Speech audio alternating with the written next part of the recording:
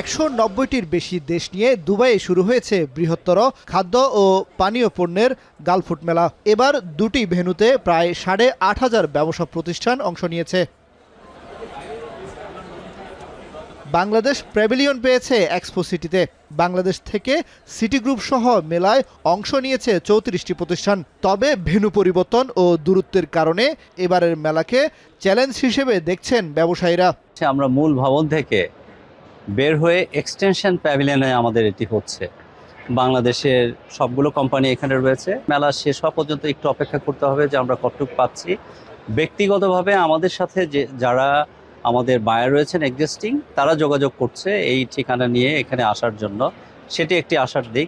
দেশীয় স্টলগুলোতে প্রক্রিয়াজাত ও হিমায়িত খাদ্যপণ্য, স্ন্যাক্স, মশলা, চাল, পানীয়, কৃষিভিত্তিক পণ্য স্থান পেয়েছে। মেলায় আগত দর্শনার্থী, ক্রেতা, বিপণনকারী ও পাইকারি খুচরা ব্যবসায়ী প্রতিনিধিদের সঙ্গে মতবিনিময় করবে বাংলাদেশি প্রতিষ্ঠানগুলো।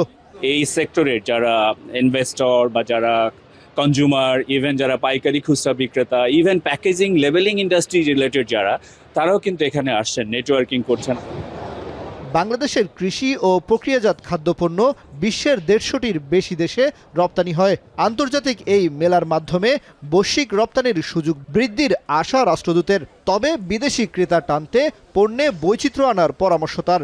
আমাদের এখানে যেহেতু ইউএইতে একটা বড় বাংলাদেশি কমিউনিটি আছে, সেটা অবশ্যই ভালো, but at the same time আমরা লোকাল কমিউনিটিকে টার্গেট করেও কিছু প্রোডাক্ট রাখতে পারি, যাতে করে আমরা এটা ধীরে ধীরে পৃথিবীর বিভিন্ন দেশের কমিউনিটিতে আমাদের প্রোডাক্টটা নিয়ে যেতে পারি।